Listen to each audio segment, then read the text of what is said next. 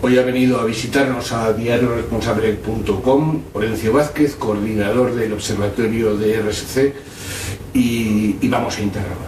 Buenas tardes, Orencio. Buenas tardes. Lo primero que quería preguntarte es ¿cómo definirías el escándalo de Volkswagen? ¿Como corrupción corporativa? Pues puede ser una definición, corrupción corporativa o corrupción sistemática, planificada. Sí, yo, no tengo un conocimiento profundo sobre cómo se instrumentó el fraude, pero todas las evidencias apuntan a que... No era un individuo ni dos que se querían lucrar, era la propia empresa. No me creo eso. Desde luego, que haya un conjunto de trabajadores que por cuenta propia decidan poner un chip que para su desarrollo hay que hacer una inversión potente y se instalen miles y miles o incluso millones de motores. No creo que sea una iniciativa de un conjunto de empleados ni de un empleado. No, yo creo que... Sobre todo cuando no tienen ningún lucro directo, ¿no? Efectivamente. Y luego lo más sospechoso de esto es que eso no traspasase. Si acaso imaginamos que el supuesto hipotético de que es un conjunto de empleados, que es algo bastante poco creíble, en ese supuesto también sería curioso que eso no hubiese traspasado hacia arriba, ¿no? En una organización. Yo creo que eso es algo sistemático y planificado, ¿no? O sea, no es una actuación casual y anecdótica y llevada a cabo por un conjunto de empleados en ninguno de los casos. ¿Esto es un caso único o nos podemos encontrar con más casos de este tipo? No, yo creo que eso se puede trasladar a otras muchas situaciones, ¿no? O sea, cuando se producen los fraudes del Euribor, del Libor, cuando se producen las actuaciones de comercialización de productos que para el consumidor final son dañinos para su salud, o cuando el consumidor final adquiere productos financieros que son tóxicos, como en el caso reciente en España, son casos que se instrumentan desde arriba. O sea que al final el menos responsable es la persona, en este último caso, que está en una sucursal vendiendo ese producto porque tiene unos objetivos que cumplir y que seguramente no conoce el impacto que pueda tener ni la trascendencia que pueda llegar a tener ese producto, ni siquiera seguramente ni siquiera conozca las implicaciones financieras de ese producto. ¿Cómo crees que afectan a las empresas españolas la nueva transposición de la normativa europea, de las leyes europeas, a la reforma del Código Penal? Pues la reforma del Código Penal, en cuanto a las empresas, lo que establece es la responsabilidad jurídica penal de la persona jurídica, ¿no? Rompe con un viejo aforismo romano que es algo así como de societates non pontes delinquere, y que quiere decir que las sociedades no pueden delinquir, ¿no? Porque se entendía que la sociedad, al no tener voluntad, pues no podía cometer un acto jurídico, ¿no? Y eso, ya en Estados Unidos, desde hace muchos años, la sociedad es responsable penalmente. En otros países como en Francia o en Holanda también lo es, y ahora en España con la reciente reforma y entrada en vigor del código penal, ¿no? Del 2015. Una pregunta: cuando hablamos de la sociedad, ¿hablamos del Consejo de Administración? Claro, es que la sociedad es una persona jurídica que si bien puede ser en este caso imputable y puede llegarse incluso a la disolución de la propia sociedad, hay unos responsables detrás. Y en este caso los responsables serían los administradores de la sociedad, ¿no? Por delitos que se cometiesen bajo su esfera de influencia, por así decirlo. ¿Tiene esta ley efectos retroactivos o no lo sabe? No. Las leyes del Código Penal no tienen efectos retroactivos, ¿no? En ningún caso. Vamos a ver las consecuencias que tiene de aquí a futuro, ¿no? Porque también las leyes no solamente tienen que estar escritas, sino que tienen que ser supervisadas y tiene que haber mecanismos que hagan efectivo su cumplimiento, ¿no? Entonces, en ese sentido, la circular de la Fiscalía muy reciente va en ese camino, ¿no? Sí, o sea, realmente es la Fiscalía en este caso quien tendría que actuar. Bueno, pues tenemos casos como por ejemplo ahora el de Aquamed, ¿no? En el cual hay varias empresas, Acciona y FC, han sido arrestados altos directivos. Vamos a ver hasta dónde llega eso. Bueno, aquí volvemos paralelamente con el caso que comentabas de Volkswagen, pues podemos ver aquí pues casos de corrupción en los cuales, bueno, pues normalmente salen las figuras políticas en los telediarios, pero detrás de esas figuras políticas lo que hay es contratación pública. El modus operandi habitual es a través de la contratación pública. Y quien acude a la contratación pública suelen ser empresas privadas. Y empresas normalmente grandes, que ahí, bueno, pues también habría que hablar de lo que supone para determinado tipo de empresas que hacen estas prácticas el libre mercado, porque eso al final lo que hace es condicionar el acceso a otros competidores y luego un perjuicio indudable al consumidor o al contribuyente en este caso. Entonces, vamos a ver hasta dónde escala esas responsabilidades. Según este nuevo Código Penal, bajo mi punto de vista, debería escalar al máximo órgano responsable de la sociedad, que es el Consejo de Administración. Bueno, eso sería una de las consecuencias que podría tener la reforma del Código Penal. Yo iría más allá, o sea, y con medidas quizás más efectivas que entrar en circuitos legales complejos, que también, pero paralelamente yo creo que tenemos casos pues reiterativos por parte de algunas empresas que salen continuamente, que están siendo investigados por la Fiscalía, que hay autos judiciales que apuntan y en esa dirección de una corrupción sistemática, y que debería prohibírseles el acudir a los pliegos a las convocatorias de licitación. A las empresas que han sido declaradas como... Hombre, yo creo que cuando eso es algo sistemático, eso está suponiendo un perjuicio para la sociedad. Entonces, si no hay una sanción ejemplarizante, igual pasa cuando se transgreden las leyes del mercado. O sea, que vemos que la Comisión Nacional del Mercado de la Competencia está sacando continuamente sanciones, pero que se vuelve a incurrir en o sea, que no sale tan caro el linkeo. Es lo que parece, aparentemente, es lo que la sensación que da es que compensa, ¿no? Entonces, bueno, pues hay que buscar medidas ejemplarizantes, no solamente para la empresa que incurre en el delito, sino disuasorias para el resto de empresas o el resto de organizaciones, ¿no? O sean empresas o no sean empresas, pero en este caso lo que estamos hablando es principalmente de empresas, ¿no? Respecto a la evasión a paraísos fiscales, Intermonos Oxfam acaba de sacar hoy un informe según el cual han aumentado en un 2000% las evasiones a paraísos fiscales por parte de empresas españolas, ¿no? ¿Está haciendo la Unión Europea algo en este sentido?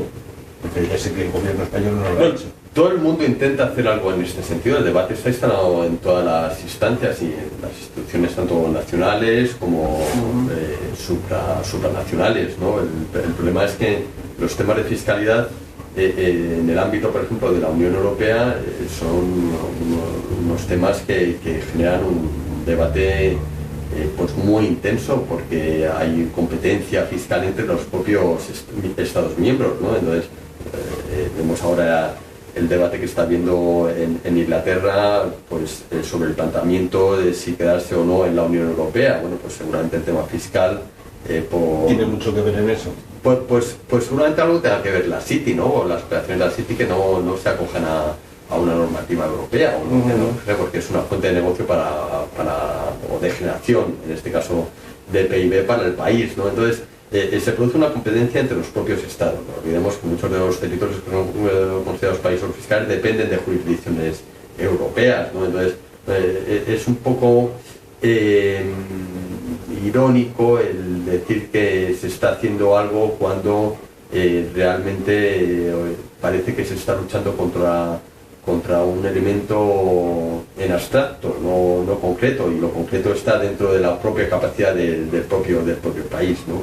Entonces, bueno, hay instrumentos porque se habla, normalmente la gente relaciona paraíso fiscal con Islas Caimán o Jersey, este tipo de sitios exóticos, pero vemos como estados miembros de la Unión Europea tienen medidas como Irlanda o Luxemburgo, como Irlanda, Luxemburgo o Holanda, que tienen medidas concretas que benefician enormemente a a empresas no residentes en ese país para que hagan cada estado, cada jurisdicción tiene unas ventajas fiscales específicas para un tipo de operaciones, con lo cual es un tema complicado, porque es un tema, además, una economía que está tremendamente internacionalizada.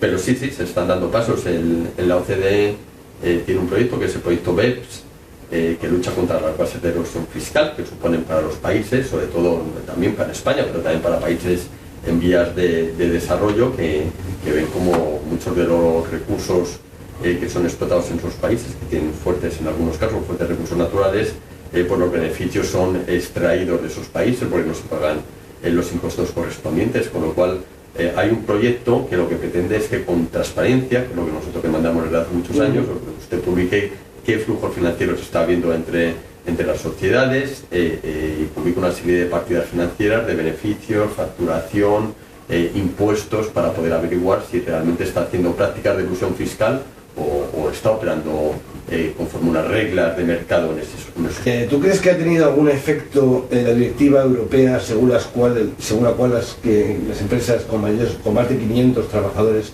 tienen que reportar sobre sus impactos? Bueno, todavía no ha tenido efecto ninguno porque no se ha traspuesto.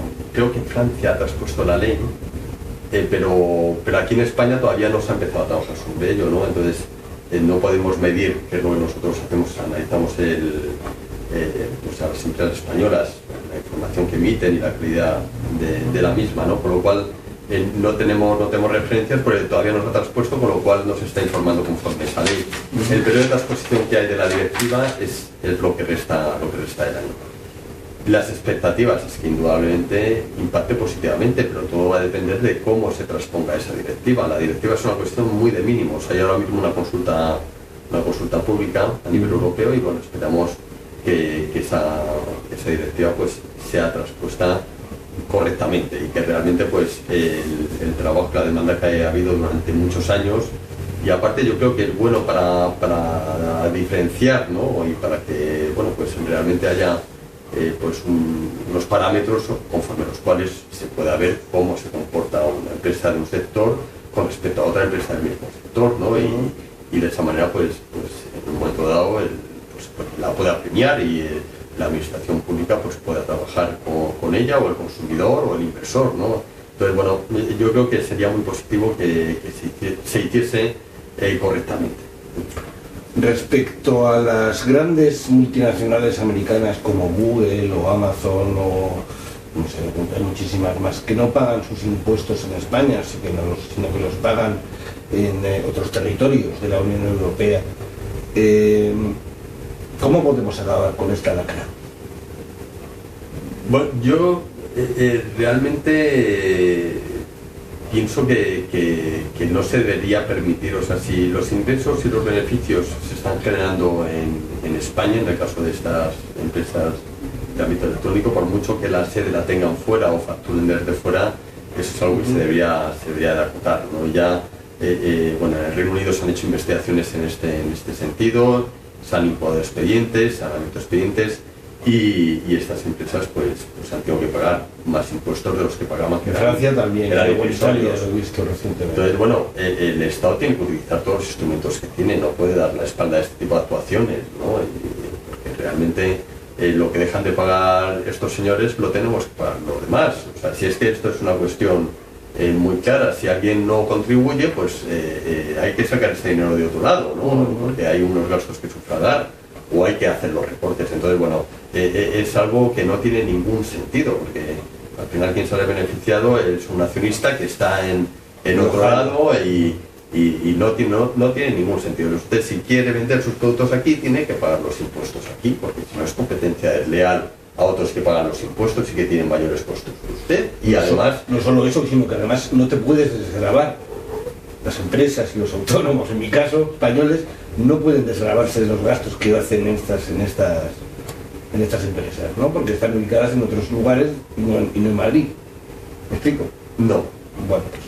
Bueno, el caso es que al final, si por un lado lo que no contribuyen lo tiene que hacer otro, por otro lado se están aprovechando de un sistema o de una inversión que hemos hecho todos, ¿no? Porque esta gente aterriza aquí, pero ya hay unas canalizaciones digitales, hay unas infraestructuras donde Amazon trabaja para transportar los productos, hay toda una infraestructura que el Estado le permite trabajar. Hay Bueno, el Estado y Telefónica, una seguridad una ciudadana. Bueno, Telefónica era del Estado cuando se hicieron esas infraestructuras, ¿no? Y eso lo pagamos todos. Entonces, bueno, todo esto es algo que no tiene ningún sentido.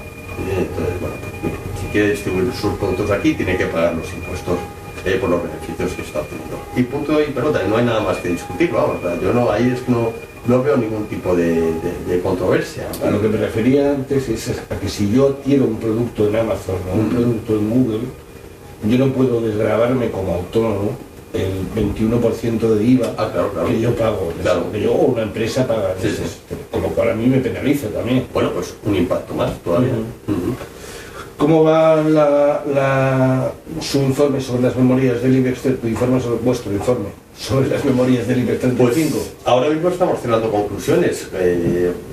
Espero que en 2 semanas ya empezamos a enviar los informes a las empresas. Les damos siempre la oportunidad de debatir con ellos los resultados y luego la presentación la haremos a mediados, finales de marzo.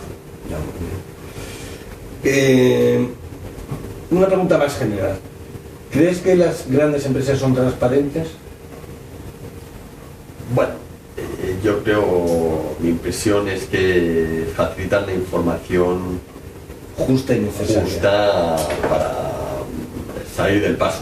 Me refiero, esa información hay, indudablemente hay información que por cumplimiento normativo tiene que facilitar y que para eso hay unos supervisores que se encargan de controlar que esa información se facilite correctamente y luego está la información que facilitan voluntariamente y la que facilitan voluntariamente, bueno, pues yo creo que es una información escasa y no es una información neutral, es decir, con esto me refiero a que no es una información que realmente responda a un proceso de rendición de cuentas, de qué es lo que ha sucedido, teníamos estos objetivos, hemos hecho estos procedimientos, estos protocolos, hemos identificado estos riesgos y hemos actuado de esta manera. Eso es difícil de encontrar y sobre todo es difícil de encontrar información que no sea favorable. Bueno, yo creo que, y por eso la regulación en este caso es positiva porque a todos nos cuesta contar las cosas que no son favorables, ¿no? Pero cuando actúas en el mercado y el mercado reclama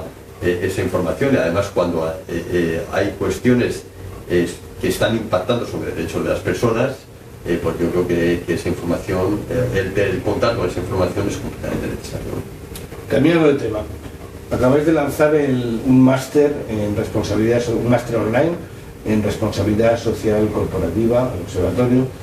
¿Cuáles son las características del máster? Bueno, lo lanzamos sí en septiembre o hemos empezado ahora en enero y la verdad es que ha tenido muchísimo éxito porque ha tenido bueno, pues, 3 veces más solicitudes que las plazas que había, con lo cual bueno, pues, evidencia que ha tenido muy buena acogida, yo no me lo esperaba. Y las características del curso es un curso bastante intensivo, o sea, son 18 módulos, cada 10 días se abre un módulo, cada módulo tiene una unidad didáctica, una videoclase, la mayor parte de ellos, una tarea calificable, una autoevaluación, comentarios en foros, con lo cual, bueno, requiere mucha intensidad de trabajo, pero lo que se pretende es que quien quiera aprovecharlo, pues tenga ahí los recursos suficientes para sacarle el máximo aprovechamiento, ¿no? al máster o al curso. Últimamente todo el mundo me habla de ese máster. Es buena noticia para ti. Sí. Y la verdad es que lo que hemos buscado, el diseño es un diseño que he hecho yo y lo he hecho en base a la experiencia que he tenido durante estos años como dentro de mi labor docente, ¿no? Y viendo un poco las carencias que había o las cosas buenas que he extraído de otros programas y de experiencias. Entonces he intentado buscar una combinación de profesionales, de gente que está en el día a día en estos temas y del ámbito más neutral que es el académico. Entonces, bueno, yo creo que hay una combinación ahí, se abordan los temas o se abordan muchísimos temas en esos 18 módulos y bueno, es una nueva experiencia que hemos lanzado y que también, bueno, pues es dentro de la estrategia propia del observatorio nos permite sensibilizar, nos permite tener gente que tenga un mayor conocimiento a nuestro alrededor. Normalmente luego la gente que se forma con nosotros pues se une de alguna manera al observatorio y luego nos permite no tener dependencia de recursos públicos, tener autonomía financiera, ¿no? Nosotros no podemos recibir dinero de empresas, o economía social, y cada vez recibimos, pues, el porcentaje de recursos públicos que recibimos este año pues será de en torno al 25% del total, con lo cual eso nos da la autonomía que nos permite ser independientes. No podemos estar confundidos en muchas cosas, pero intentamos mantener la independencia, y los recursos que obtenemos por vía formación nos permiten mantener esa independencia. Yo desconozco si la confusión del observatorio y de Orencio Vázquez viene de eso, o de que aquí nuestro amigo acaba de ser padre. ¿Ves las cosas distintas siendo padre de como las veías antes? En el ámbito profesional las veo igual, ¿no? O sea que ahí no ha cambiado nada. En el ámbito personal, indudablemente, pues todo el mundo que tenga la experiencia de ser padre pues sabe que bueno, pues te cambia un poco el prisma, ¿no? Y te ayuda también a entender ciertas cuestiones sobre el ciclo vital y que estamos aquí de paso, pero que vienen otros por detrás, ¿no? Y eso, y lo que les dejamos. Y lo que les dejamos, claro. Entonces yo creo que eso es una experiencia que te ayuda, que se puede perfectamente optar por vivir, por pasar por esta vida sin hijos y tal, pero cuando tienes un hijo, yo creo que te ayuda a comprender ese círculo, ¿no? Más en el ámbito espiritual o filosófico o holístico. Efectivamente, sí. Bueno, pues muchas gracias, Orencio, bienvenido, hasta luego en el Diario Responsable, y esperamos que esta entrevista haya sido de su interés. Un placer.